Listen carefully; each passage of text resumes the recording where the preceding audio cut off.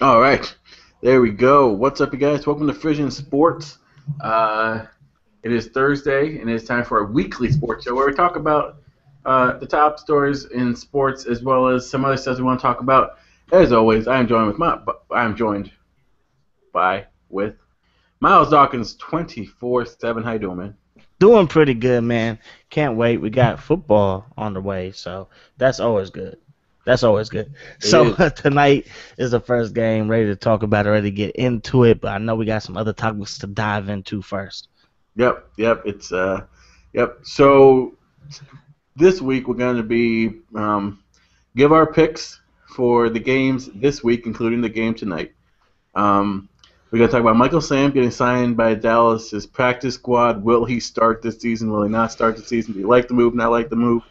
And then, but first, we're going to talk about the FIBA World Cup. And does anyone really care about this? Now, ESPN is doing their best to try to make this to seem like the World Cup hype. They're trying to make this Team USA hashtag, you know, go USA. This is our team. This is who we support. You should be patriotic, and everyone should be watching this. Um, Dawkins, have you watched these games on ESPN at all? I've tuned in to some of them just to see, what Derrick Rose is doing. Big Derrick Rose fan. I think everybody who's an NBA fan loves Derrick Rose. Hopes that he performs well, in the regular season. But it's cool to see him out there.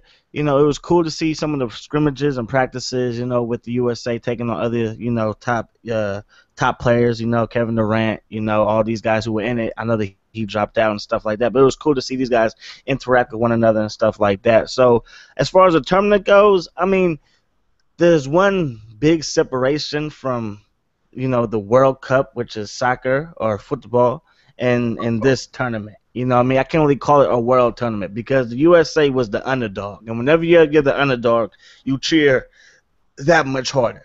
You cheer that much harder because you know that all the odds are against you. Soccer is a game where one bounce of the ball, in any direction can determine the outcome of the game. And basketball, we're the top dogs.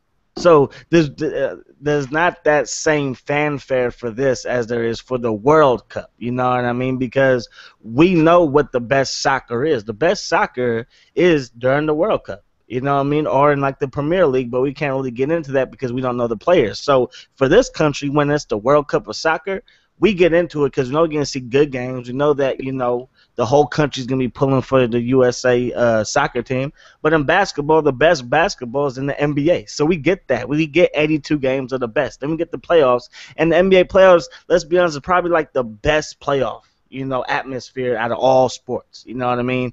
So we get the best here. So as far as this tournament, I really don't care who wins, but people do care. People outside of this country care. You know what I mean? Like I was watching the game today between Serbia and Spain. You know what I mean? And everybody thinks that the United States is going to walk away with this tournament, and most likely they will. But if Spain can get to the championship game, they got NBA talent on that roster. They have the Gasol brothers, they have Ibaka, they have Rubio, they have Calderon. You know what I mean? So Spain is stacked too. But at the end of the day, the USA is so heavily favored that it's kind of like, you know what I mean? With soccer, it's like not too many people in this country watch soccer. So every 4 years we get the World Cup, we're all into it. In basketball, the 82 game regular season and the playoffs, that's good enough for us. And then we're just waiting for the NBA finals. And after the NBA finals, we take a break. Football's coming back, baseball's in full swing. We're waiting for the tip off for the next season. So this kind of gets, brushed underneath the rug, if you will. Yeah. Um, I was like, okay, so I was interested to watch this at first. Just like you said, to see people interact with other superstars, to see it's kind of like the All Star team, but they're actually playing this time. So it was interesting to see at first, and then they asked these analysts because I didn't know about the other teams. Like I don't know what kind. I mean, obviously I had this idea that the other teams are just not that much better than probably a D League team, but I had an idea, but I wasn't really sure. And then this guy talked about it, and every single analyst kept saying, "Oh, well, the USA had this in the bag." You know, like there's not like they shouldn't be challenged at all. There's not really any reason to be worried they're gonna make it to the finals. And you said that, I'm like, well, then why do I even care? Like, why does I mean, and you made a great point. You know, it matters to the rest of the world, but it doesn't really. Like when he said that, it kind of took me out of it. It's like, well, why are we even doing this? Like, why? You know, yes, I can see that. You know, we should just play one game. We should literally just play one game until there's a significant um, uh, uh, um, like opponent out there besides Spain. We should just not play against anyone else. We should just wait until the final, and that should be a tournament. Everyone else gets to play, and whoever wins gets to go up against the United States in the final. Because no other team even had a shot. Yes, you know, the game today or yesterday was kind of close before just before halftime, but then the USA pulled it together. And like the athleticism of the USA players, if you watch the game, is just out of this world compared to everyone else.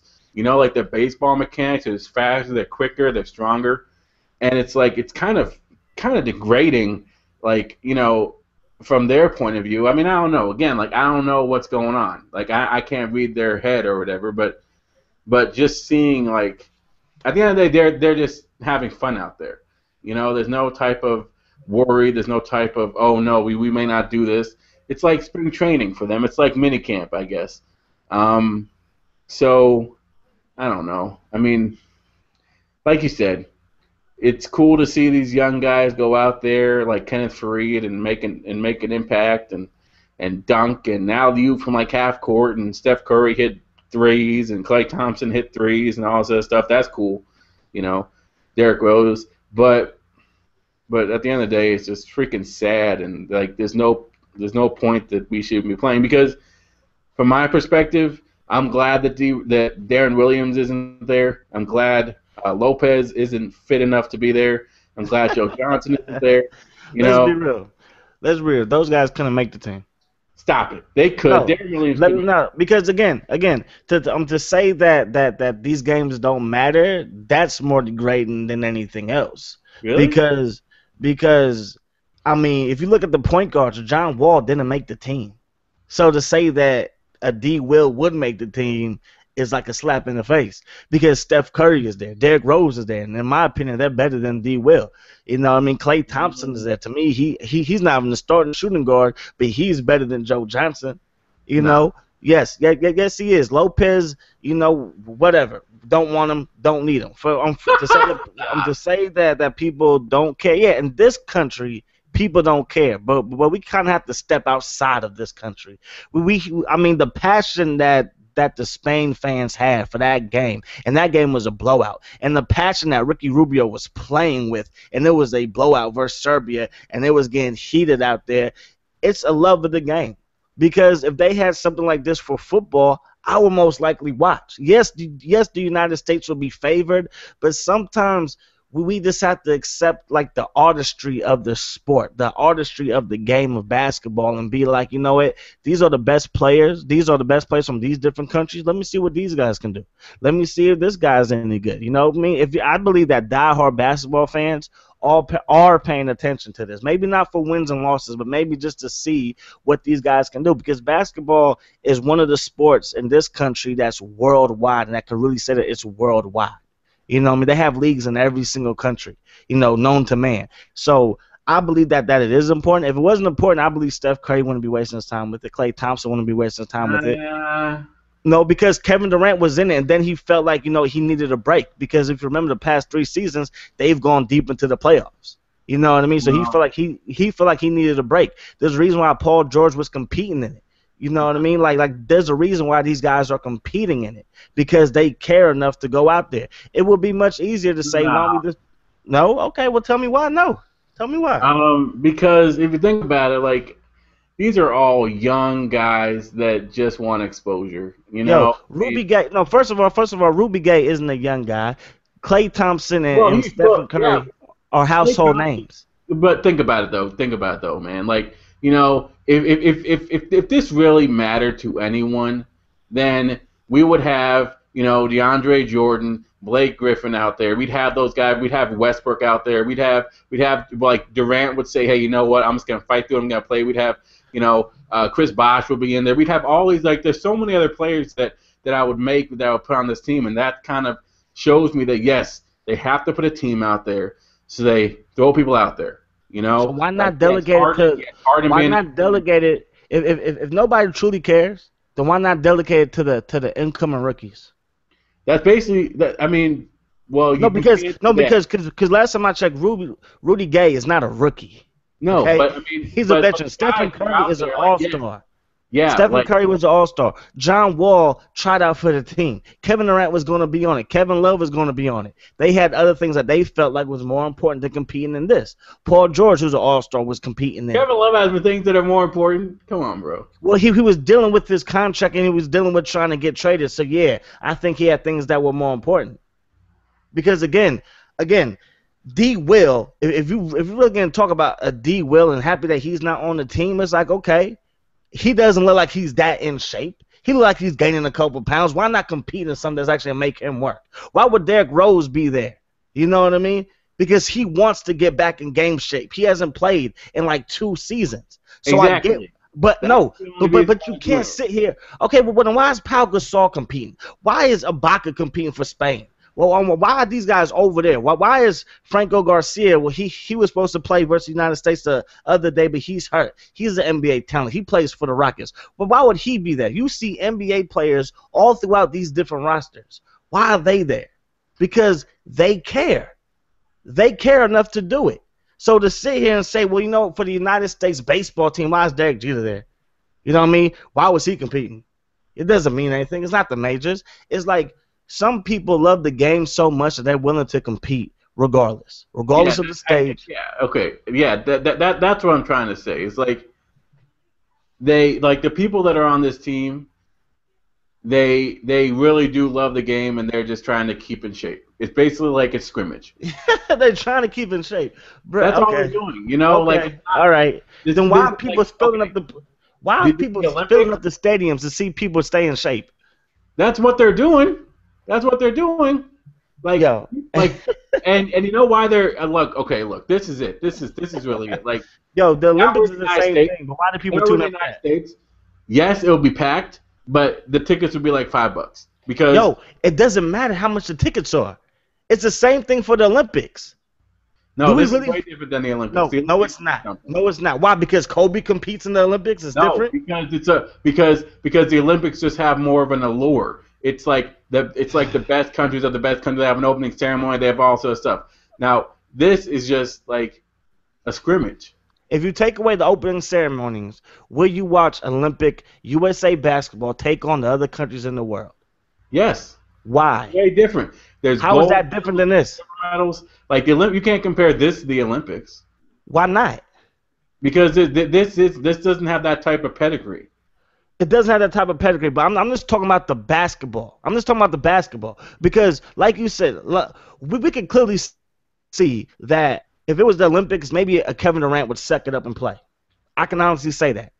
Blake Griffin would play, yes. Blake Griffin tried out for this team, and Blake Griffin was injured, and that's why he's not on this team, because he was injured. He was nursing an injury. He's still nursing that injury. DeAndre Jordan would play. LeBron James would be there. Chris Bosh would be there. Darren Williams would be there to captain the team. It would be a completely different roster. Kevin Love would be there. It would be exactly. So you would watch that team destroy other teams, but you wouldn't watch this team destroy these teams.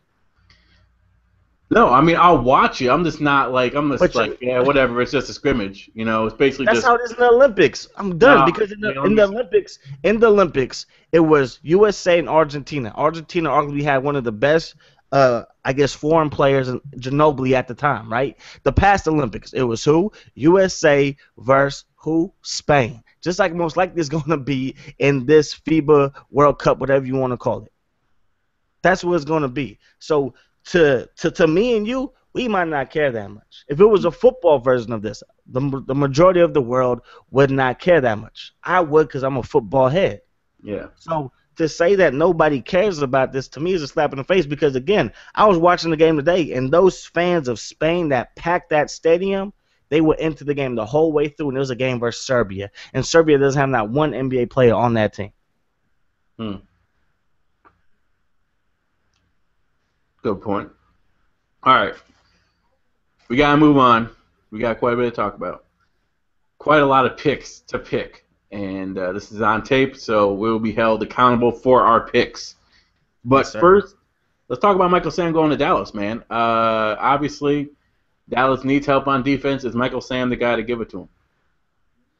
As of right now, no, because he's on the practice squad, and he can't help nobody on the practice squad. You know what I mean? So, again, Michael Sam, and to anybody that watched the preseason this year, and to anybody that watched, maybe not the whole Rams game, but saw the plays that Michael Sam's did made, he was out there for the Rams, and he was making plays. And I said it when he got drafted by the Rams that he probably won't sniff the starting lineup at all. I'll be surprised if he even makes the backup, squad or whatever, or even practice squad. And he didn't make practice squad. But that team is stacked. That defensive line is stacked. They have 4 first-round draft picks starting. They have a number of high draft picks backing those guys up. So I'm not surprised that he got cut. But for Dallas to have this guy on the bench, to me, is like, wow. Because in the preseason, and yes, it's preseason. It is preseason, but that's all we have to judge this guy off of. He did his thing. He got a sack on Johnny Manziel. Every single game he got pressured. Every single game he got hurries to the quarterback. Every single game he was hustling. And as of right now, the guys that are starting ahead of him in Dallas, they combined for 0 sacks in the preseason, while Michael Sam's had 3 by himself. So to me, I don't understand why you sign this guy to the practice squad but not allow him to at least suit up to see if he can do something. Because all you have to tell him to do, I've heard a lot of people say, well, he needs time to adjust to the playbook. That's a bunch of bull crap. He has one job, get after the quarterback. That's it.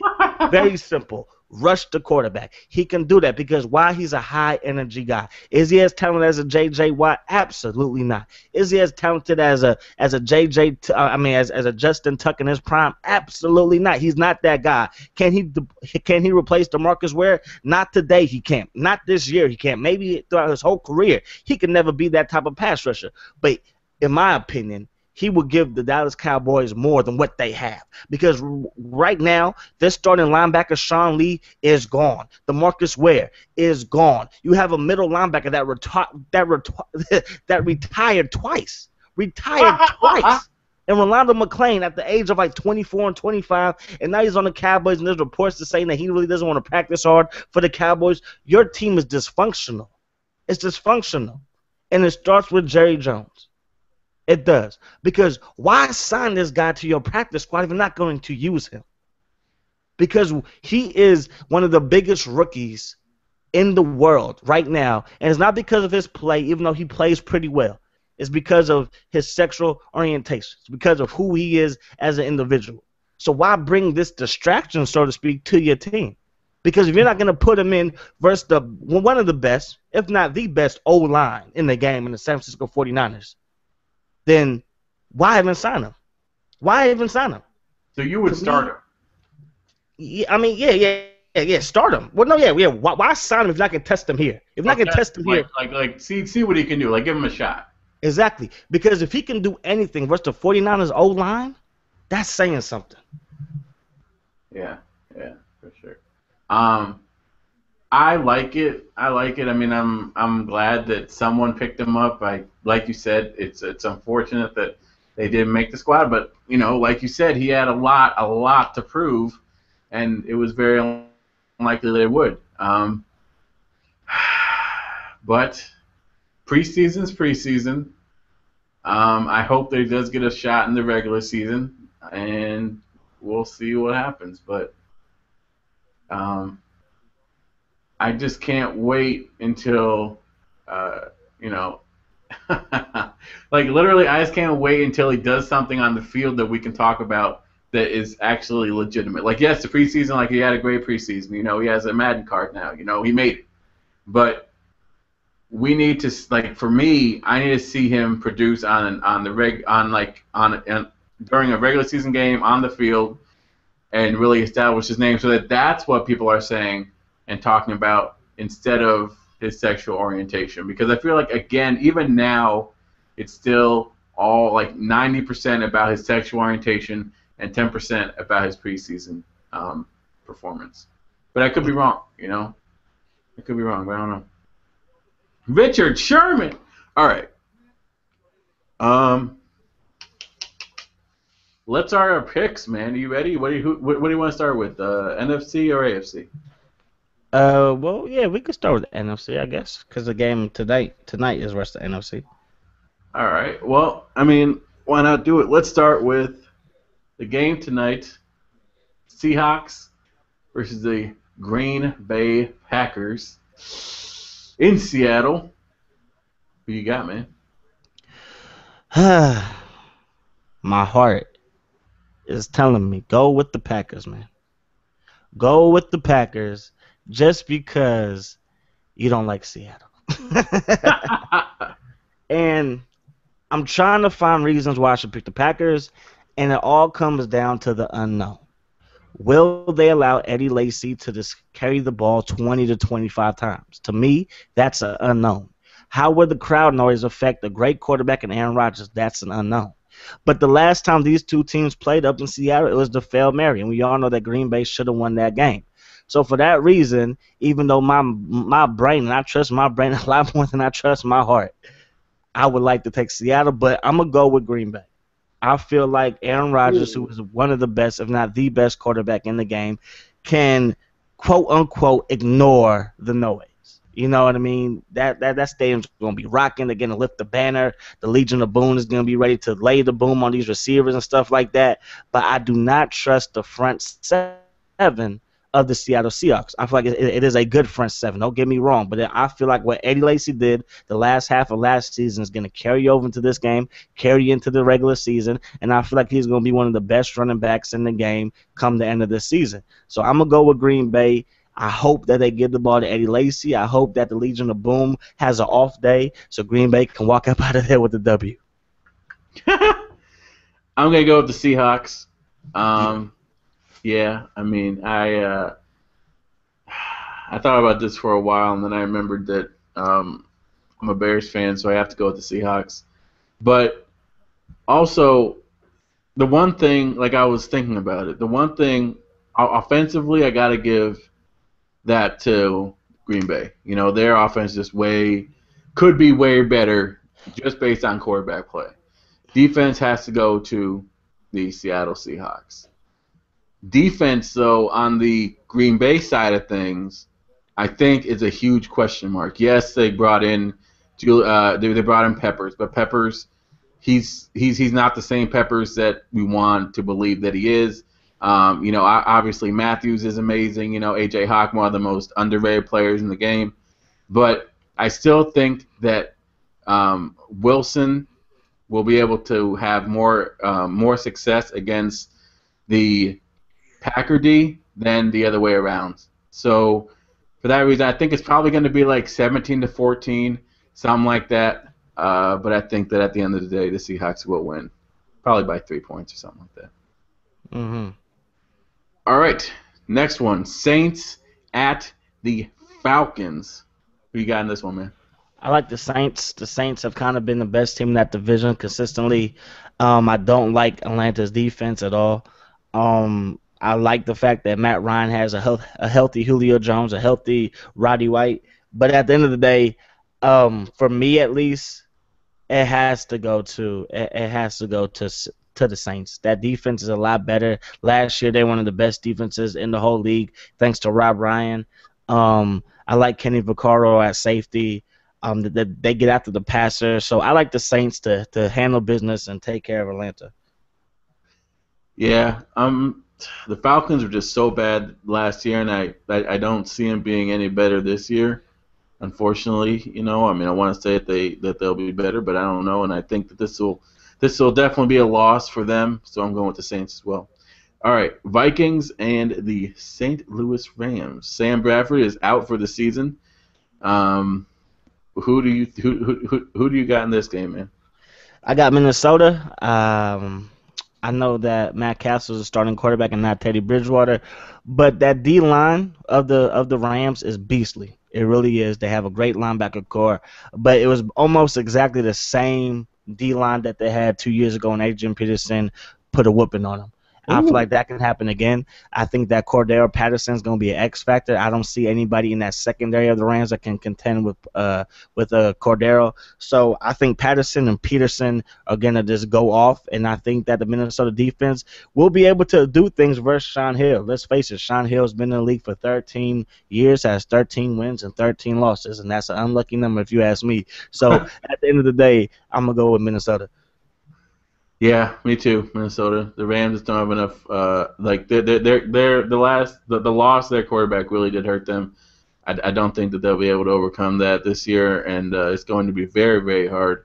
They're going to have to really rely on their lack of running game, which is going to be a very, very difficult thing to do, especially when Minnesota's holding the ball like they will be, because they are going to be relying on their running game and Adrian Peterson. So Vikings, I think, have this one in the bag. All right, Brian Hoyer and his Browns versus the Steelers. Who you got, man? Got the Steelers, man. The Steelers have had the Browns numbers for as long as I can remember. I like Brian Hoyer, but the lack of deep threats and Josh Gordon, he's out for the whole season. I don't like their chances. I think that the Steelers defense has something to prove. You still have Troy Polamalu, you still have Ike Taylor, you still have you still have some of your old pieces, but they have a nice set of young talent, especially Ryan Shazier, one of the fastest inside linebackers in the game. He's a little bit small, but at the end of the day, he's not afraid to deliver the boom to somebody who's bigger than him. So I think that this Pittsburgh Steelers defense is going to get after it. I don't really see Ben Tate being that big of a factor. Again, I like Brian Hoyer. If they bring in Johnny Manziel for whatever reason, I think he's going to be rattled. I don't think he wants to see those guys over there in Pittsburgh. You know what I mean? If you can't handle the Redskins' backups on defense, you got to flip the middle finger to their starters on the sideline when you were facing the backup defense of the Redskins, and you had a hard time with them. He ain't ready for Pittsburgh. He ain't ready for Dick LeBeau. He ain't ready for that crowd. You know what I mean? So at the end of the day, I'm going with Pittsburgh. I think they're going to handle businesses like they always do. And the Cleveland Browns are still the Cleveland Browns, whether they have the most famous rookie in the world or not. Cleveland Browns are still the Cleveland Browns. Great. Very well put, my friend. Yeah, Steelers have this in the bag. There's nothing I can say that you haven't said. The Browns, they're going to have trouble scoring scoring points against the Steelers defense.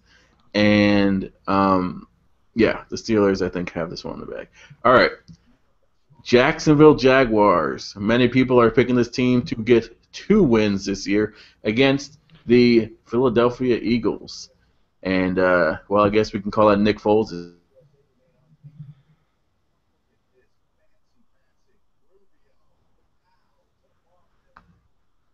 Yeah, it's the Jaguars. You know what I mean? I like Toby Gerhart, but they're not starting Blake Bortles.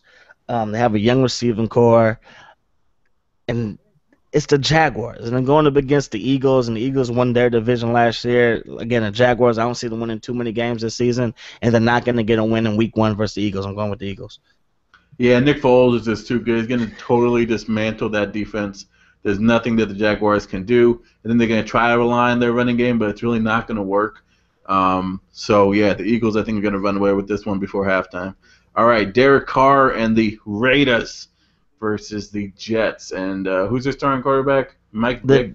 The Jets are rolling with Geno Smith, and from what I've seen in the preseason, Derek Carr is better than Geno Smith already. Um, the only thing that I could say is a knock on the Raiders is the fact they have to travel cross country. And that's not easy. That's not easy to do, to hop on a plane, travel 3,000 miles to New York, and play a football game. Rex Ryan's defense is banged up. I believe that they're missing their 2 starting cornerbacks. I think Dean Miller will be playing, but he's hurt. That secondary is young and experienced. That pass rush really hasn't been in the past couple of seasons, even though I do like Wilkerson and I do like Sheldon Richardson. I don't think that the Jets have enough, and I think that the Raiders are actually going to kick off this season with the W. I like Derek Carr. I don't like Geno Smith.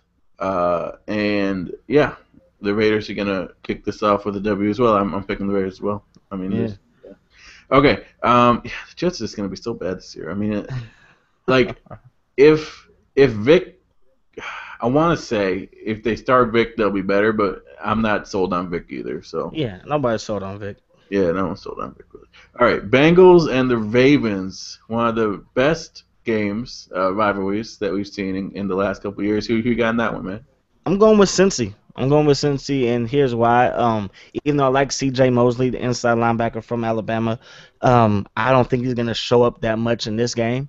The cornerbacks for the Ravens, I think, are a weak link. I think that the better defense is actually in Cincinnati. If I had to pick a quarterback, just because I like Andy Dalton more, I would take him. But Joe Flacco is still, to me, the better quarterback of the bunch. But AJ Green, I don't see anybody on Baltimore that can shut AJ Green down. I think that the running game will be able to get off. To me, the Ravens have Terrell Suggs and Haloti Ngata on defense, and that's really it. I don't know how much Torrey Smith is going to do in this game. I don't know how much Dennis Pitt is going to do in this game. I don't know how much Steve Smith is, Torrey Smith and Steve Smith are going to do at the wide receiver positions in this game. So I'm going to go with Cincinnati. I hope Geno Atkins is healthy, and I hope that he can provide a pass rush because that would help. But I honestly feel like the best receiver in this game obviously is A.J. Green. The quarterback, some people might even pick Andy Dalton over Joe Flacco. I'm not going to do that, but I think there's so much talent on Cincinnati that they're going to go out and get a W. Cincinnati, in my opinion, has been known of laying eggs. Their defense has laid eggs more than they've hatched them. So I'm going to go with the Ravens in this one. I like Joe Flacco. I think that he has a lot to prove this year, and I think that he's going to dismantle this Bengals defense. It's going to be really nice to see. All right, Bills and the Chicago Bears. I'm picking the Bears, obviously, but who do you got in this one? I got the Bears. I don't trust the Bills' run defense, and I don't trust their passing game. So going with Chicago. You don't like E.J. Manuel, man? He hasn't shown me enough, you know what I mean? I think Sammy Watkins can beat any corner on Chicago, can beat all the safeties combined, you know what I mean? But at the end of the day, Sammy Watkins is faster than everybody on that defense, so I don't think that's a shock, you know what I mean? So, but anyways, Chicago's just a more talented team, and even though the Bills have one of the best defensive lines, that D-line is more focused on getting after the passes and stopping the run. Yeah, Redskins and the Texans. Who you got, man? I want to go with the Skins. Just because I feel like RG3, like you said with Joe Flacco, has something to prove.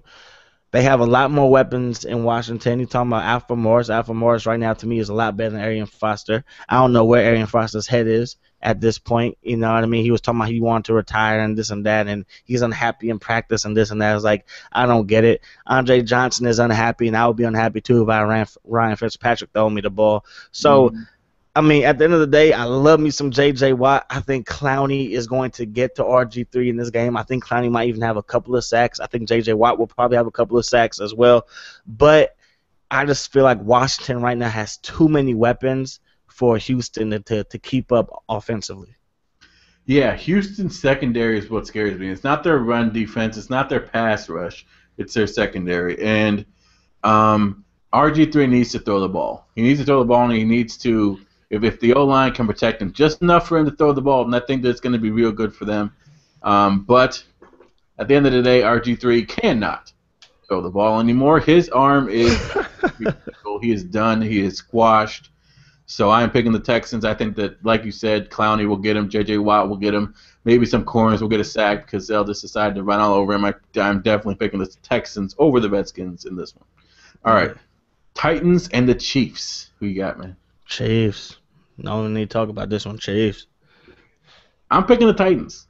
Why? Well, no, I can't do that. I'm going with the Chiefs. I'm trying to think of something, but there's really nothing there. Okay, Patriots and the Dolphins. Who you got, man? I'm taking the New England Tom Brady's, man. Really? The Dolphins always seem to keep these games close, man, and maybe pulling up. They do. But again, I believe this game is in Miami. Yes. New England lost to them in Miami. Yes. And Bill Belichick and Tom Brady, when they have an axe to grind, they grind it. And they put their foot on their opponent's throat, and they don't let up until the ref makes them. I think that the Patriots are going to have that foot on Miami's throat from kickoff to the end of the game, to the final whistle. Last year they did not have good corners in New England. They have arguably maybe the best tandem of just corners and Revis and Brandon Browner. He might be suspended. I can't remember. He always suspended for something. But Revis is still a beast. Ryan Tannehill, this is his make or break year. He has to show that he's a franchise quarterback, whether it's a Alex Smith mode, Andy Dalton mode, or one of these elite guys mode where he can put a team on his back. He needs to show something. He cannot be the reason why they lose this game. But I don't trust no Sean Marino. Mike Wallace to me is a one-trick pony. Oh! That secondary in Miami is good. It's okay, but again, they lost to the Dolphins late in the year in Miami. Tom Brady threw a pick that game to ice it. He won't do that again. When Tom Brady's focused, when he's pissed off, he can do things. And he is not the most physical guy, but his intensity, his focus. When Tom Brady's focused, there's nothing that could really stop him. You know what I mean? And these receivers are in their second year with them. And, Amendola, he's back healthy. Gronk is supposed to be playing in this game. So I like New England.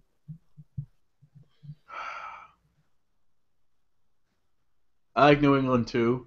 I think that Revis is going to have a comeback year this year. A lot of good things have been said about him. A lot of good things have been said about him from the man of the league, Tom Brady. So I believe him. When Tom Brady speaks, I listen and I take notes and I agree. So I think that okay, Scott, enough. Awesome.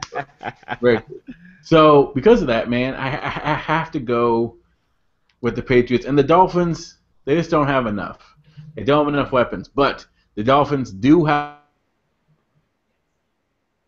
And really what they do is that they really do control the ball. They kind of slow down the pace a little bit, use the clock a lot, keep Tom Brady off the field, and make it hard for him. One of the best that we've ever seen is that, he only needs 5 minutes. You can have the rest of them. You can have like 50 minutes if you want. Just give him 5 and he'll win the game for you. So I like the Patriots in this one. I want to pick the Dolphins, but maybe next week. All right. Next week. Panthers versus those Bucks. Who you got, man? If Cam's starting, the Panthers. If Cam's starting, I'm taking the Panthers. I can see the Bucks winning this game. I really could. If Cam Newton's not playing, I can see the Bucks winning it. But as of right now, I believe Cam's going to start. I believe a little crack rib ain't going to stop Superman. So I'm going to go with the Panthers if Cam Newton is playing. If Cam Newton is not playing, then I'm going to roll with the Bucks. I like their defense. I never really liked, D'Angelo Williams and Stewart, the running backs for the Panthers. The past years, they really haven't produced that much. It's really all been on Cam Newton's shoulders. I like Luke Kuechly. That secondary to me is a little bit on the weak side. So I think it's going to be a pretty close game, but ultimately, I'm going to go with the Panthers. I am going to go with the Buccos. I'm going to go with the Buccaneers, man. From what I saw from the press conference, it seemed like Cam Newton knows that he's not going to start, and he's sad about it. I'm very good at reading people and reading people's emotions through their eyes and stuff. Hell yeah. And I don't think he's going to start, and for that reason, I'm going with the Buccaneers. But I think even if he does start, you mentioned their running back problems not being consistent. I think the wide receivers are going to have a very, very hard time getting open against the Buccaneers defense, which that has improved this year. The Buccaneers only need to score 10 points. If the Buccaneers can score 10 points, they will win this game. I don't think the Panthers will get more than that. But if they do, okay, let's say 13 points. If they score 13 points, then they should be able to win this. Cam will probably scramble for 1 touchdown. But other than that, it's going to be a very low-scoring game. I think the Buccos have it in this one. All right. Cowboys, welcome in those 49ers. Who you got, man? I don't believe in picking against their own team. I don't do that. So I'm going with the 49ers. If the 49ers sucked, if they were the worst team in the league, I would still pick the 49ers. Because that's my team, and I would never, ever pick against my own team. That's like raising a child expecting them to fail. You don't do it. But I'm going to give you guys some reasons. I try to be, impartial, and non-biased or whatever. So I'm going to tell you reasons why the Cowboys could win. If the Cowboys offense can get hot early, they can win this game. I still don't trust that defense, but we saw last year that Colin Kaepernick can be up and down. Michael Crabtree, Bolden, Vernon Davis, even the new receiver Stevie Johnson in the preseason, they did not perform. I know it's just preseason, but they did not perform. Frank Gore is older. He's still one of the better backs in the league, but he's nowhere near top 5, barely hanging on to top 10. So the Cowboys definitely have a chance. The Niners defense is missing some holes. Bowman, not there. He's hurt. Aldon Smith, he's suspended. He's gone. You know what I mean? McDonald might be gone for this game too. So the Cowboys definitely have a chance. But again, I'm a Niner fan, so I'm not going against my team. I feel like Colin Kaepernick will produce. I feel like Vernon Davis will get open. I don't think there's anybody in the secondary that can touch Anquan Boldin or Michael Crabtree. We ain't going up against the Seahawks, so it's not the same thing. We could be going to the billion-dollar stadium. It doesn't matter. We're going to walk about it with the W because even though Tony Romo is good and Tony Romo will put up some nice numbers, ultimately, if we can take away Dez Bryant and we can find a way to negate DeMarco Murray, then, hey, we're going to walk about Dallas with the W. It's doomsday in Dallas. Doomsday. Receiving core. Doomsday. Sorry, I'm hyped. It's football, I know. baby. It's football. You mentioned the receiving core of the 49ers. On paper, if you look at the team, they could have one of the best receiving cores in the game. Yeah, on paper, absolutely. Unfortunately, their quarterback will hurt them. Ooh, talk to me.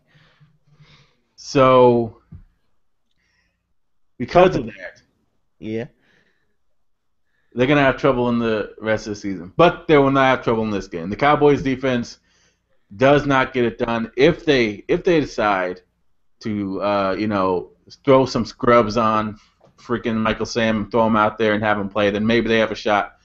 But I wasn't going that far. Hell no. Kaepernick is going to run all over these guys. I think that his passing will be a little bit of a worry. I think that he'll maybe complete a couple deep passes. But I think that more often than not, he's going to scramble more just because, it's always, maybe it's just me, but it always seems to take Kaepernick a little bit long to try and kind of get in the flow of things. I mean, we saw in the preseason, but no one's really freaking out because we know what we're going to get from Kaepernick. So I'm not that worried about that. So I'm picking the 49ers in this one, man. I think they'll handle the Cowboys pretty easily. Yeah. All right, Colts and Broncos. What do you think about that, man? Games in Denver.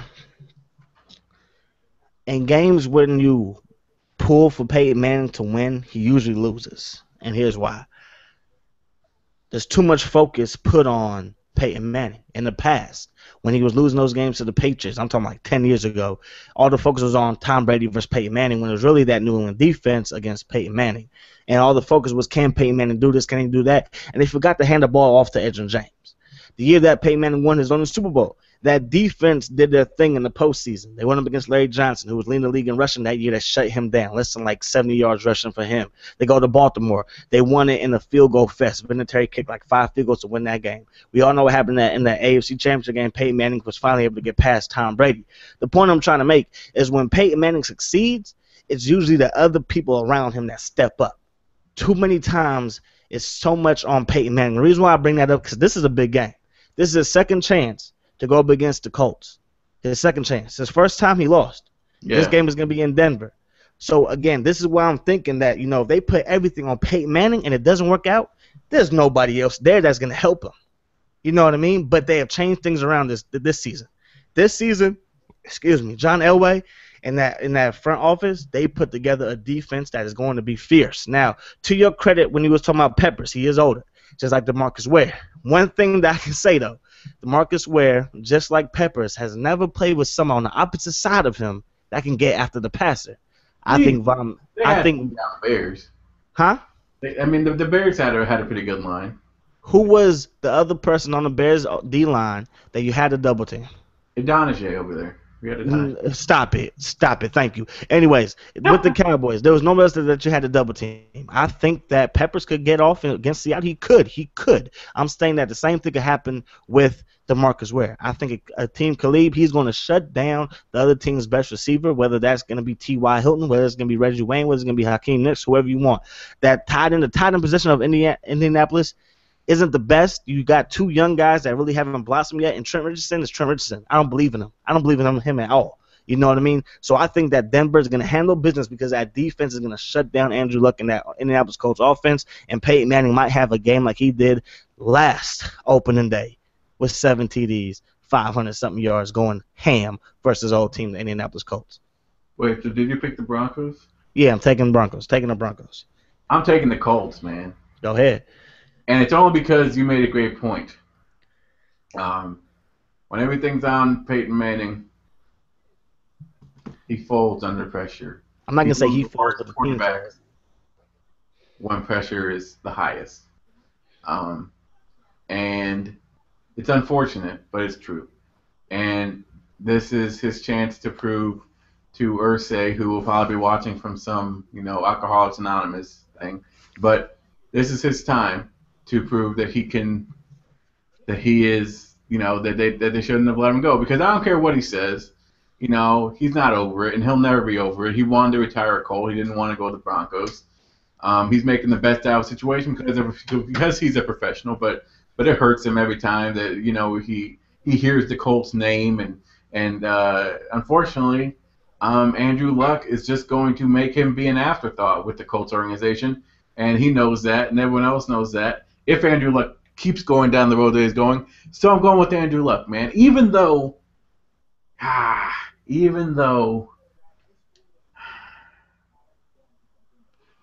it's all in the running game, really. Yeah. If the Colts can get the running game going, then there's a possibility for you to leave. Yeah. Gosh, man. But I'm still going with the Colts. Absolutely. I hear you. All right. Giants and the Lions. Who you got, man?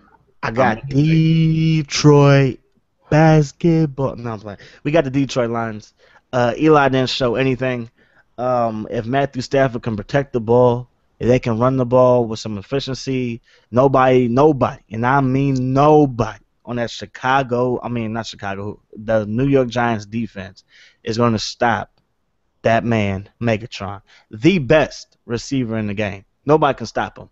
I mean, nobody. So Matthew Stafford, he's going to have passing lanes because that pass rush isn't there either. I mean, the Giants could very easily have the first pick in the draft. Very easily. Ooh. Because that pass rush is not there. Linebacker core is not there. I like the addition of Thurman and of Rogers Camardi, but they're not shut down corners by any stretch of the imagination. Eli didn't show me anything this preseason. I know it's just preseason, but that's what we have to go off of, and he didn't show me anything. They don't have any really other receivers outside of Victor Cruz. They drafted Odell Beckham. He's gone. Ruben Randall, we know what he can give us.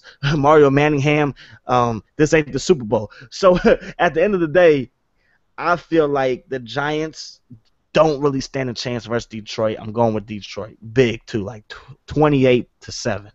Ooh. Yeah, his name is the only thing that's keeping him in New York right now, and his past history. But I think that a lot of football fans now are worried about him, and for good reason. And the Lions, like you said, best wide receiver that we've seen in a long time, unstoppable, just an absolute monster out there. Stafford needs to get it to him, but Stafford needs to get it to him though, and if Stafford can get it to him, then that's what will happen. But also, I mean, we got to give a lot of credit to the Giants as well. They have come out and said that they are not that. I mean, obviously that's their main focus, is stopping one guy.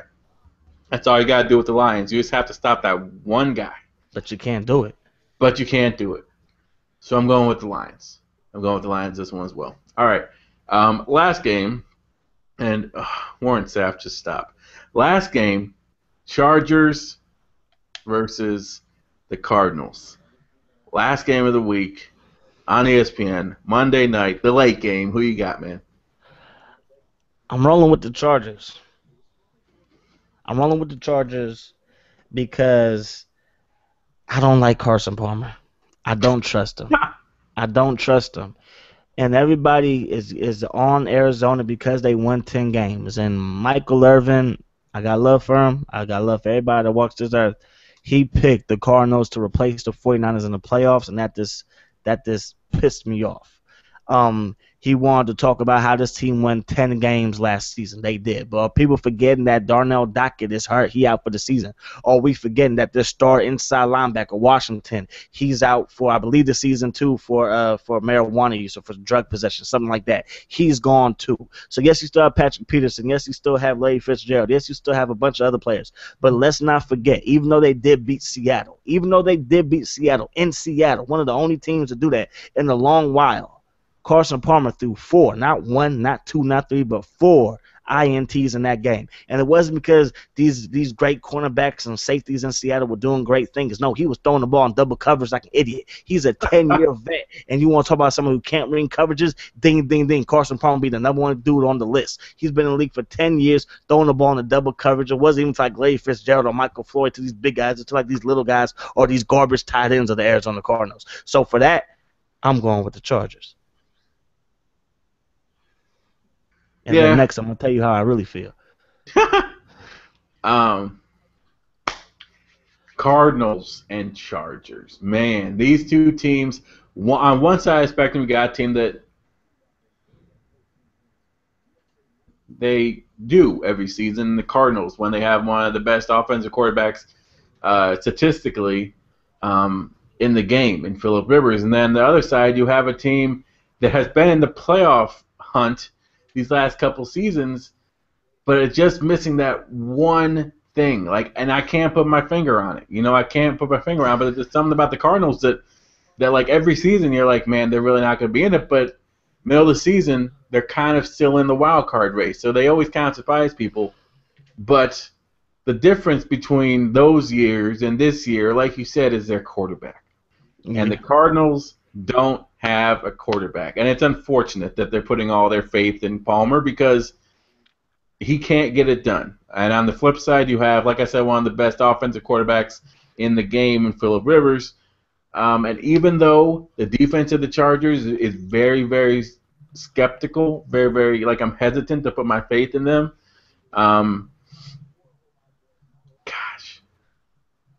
Yeah, I'm going to go with the Chargers. Yes, sir. Good pick, dog. Yeah. Oh, yeah. All right. But that's it, man. That is it, dog. Those are all the games. All the games. All right. Thank you guys so much for stopping by. I really do appreciate it.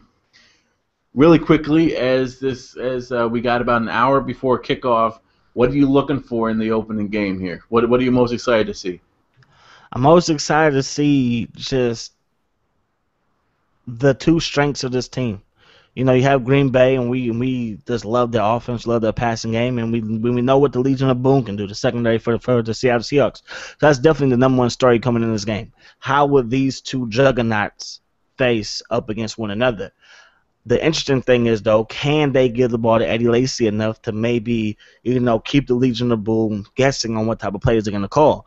Another thing for the Green Bay Packers, will Julius Peppers be able to get after the quarterback? Because, again, you can't double-team Peppers this time. And I know that he's older. I know that he might have lost a step, but he's still a good pass rusher. He's still a good, not great anymore, but still a good pass rusher. And you have Clay Matthews coming off the other side.